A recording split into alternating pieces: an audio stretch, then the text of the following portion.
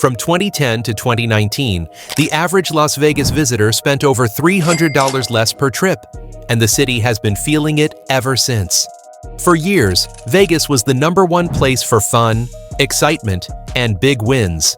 But today, the crowds are smaller, people are spending less, and the city is struggling to keep its shine.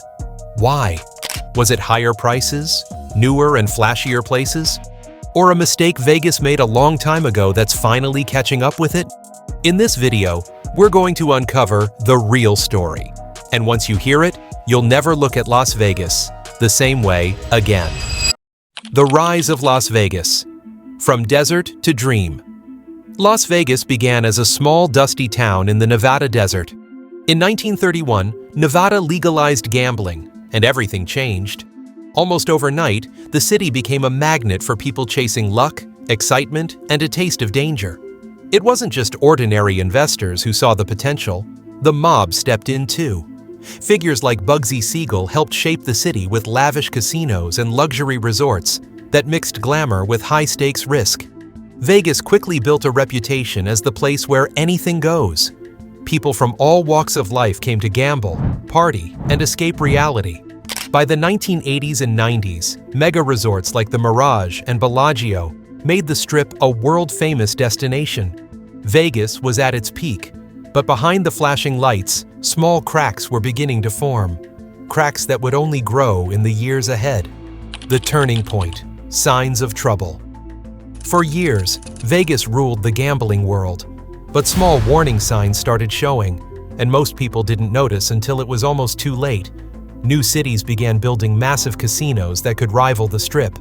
Then, online gambling exploded, letting people play without leaving their couch. Vegas was still glowing, but the crown was slipping. And when the economy took a hit, visitors stopped coming as often. Hotels that were once full started feeling empty. Meanwhile, Macau, Singapore, and other cities were stealing the spotlight. For the first time in decades, Las Vegas wasn't the obvious choice for excitement. But these were just the warm-up problems, because something was about to hit that would change the city forever. The 2008 financial crisis. A heavy blow in 2008, the global financial crisis hit, and Las Vegas felt it harder than most cities.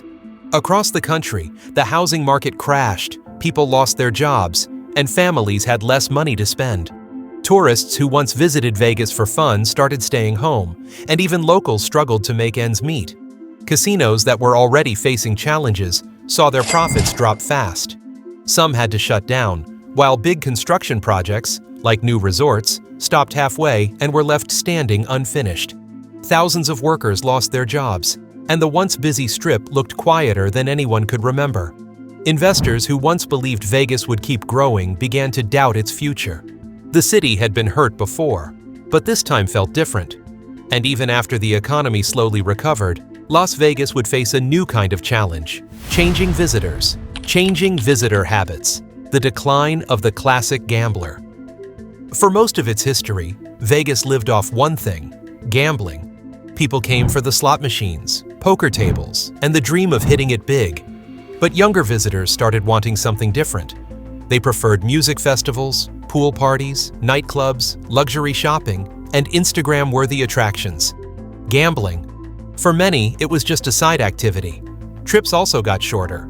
More people came for quick weekends, or even just a day, spending way less than the old-school gamblers. This meant casinos and hotels were making less money per guest. Imagine you're in charge of Las Vegas for just one day. Would you bring back the old high roller magic, or double down on the party and entertainment vibe?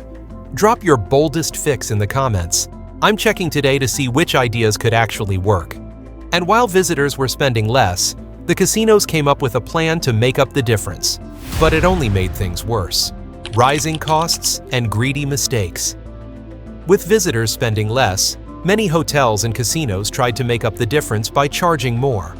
Resort fees, paid parking, expensive drinks, and overpriced food became the new normal. At first, these changes seemed small, but for visitors, it quickly added up. A trip that once felt exciting and worth every dollar now felt overpriced and unfair. This nickel and dime approach hurt the city's image.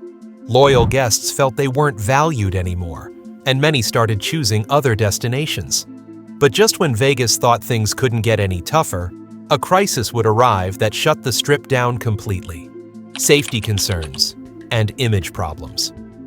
Las Vegas was always sold as a carefree, glamorous escape, a place where the only risk you worried about was losing a few chips at the table.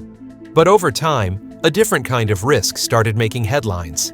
High-profile crimes, tragic shootings, and viral videos of fights on the Strip began spreading online. Even though most visitors still had a safe trip, these stories stuck in people's minds. Safety is one of the first things people think about when planning a vacation. And for some, the idea of walking down a neon-lit street now came with a hint of hesitation. In fact, surveys showed that nearly 20% of U.S. travelers avoided Vegas at least once in the past decade due to safety concerns. The problem wasn't that Las Vegas had become a war zone, it's that its image had taken a hit. And when your entire brand is built on being a carefree playground, even a small dent in that image can cost millions. But just as the city was struggling with this reputation shift, something even bigger was about to strike, one that would silence the Strip entirely. The pandemic era, Las Vegas in survival mode. In early 2020, COVID-19 changed the world, and Las Vegas was no exception. Almost overnight, the famous Las Vegas Strip went dark. Hotels, casinos, and restaurants closed their doors, and the streets that were once filled with people became completely empty. For the first time in history, every casino in the city shut down. Thousands of workers lost their jobs, and businesses that relied on tourism had no way to survive. When the city finally started to reopen, things were different. There were fewer visitors, smaller budgets, and stricter safety rules. Some businesses never came back at all. Las Vegas was trying to recover, but it was clear that the old way of doing things wasn't enough anymore. The city needed to find new ways to attract people, and that's when reinvention became the only option. Attempts at reinvention. Can Vegas come back? After the pandemic, Las Vegas knew it had to change to survive. The city started investing in new attractions beyond gambling. Big sports teams like the Las Vegas Raiders moved in, and massive events like concerts, festivals, and even Formula One races began drawing huge crowds. Vegas also worked hard to attract people who don't gamble. High-end restaurants, world-class shopping, entertainment shows, and celebrity residencies from stars like Adele and Lady Gaga gave visitors new reasons to come. But this new direction came with a challenge: how to bring in fresh ideas without losing the old Vegas magic that made the city famous. Some say the changes are saving Vegas, while others believe it's drifting too far from its roots.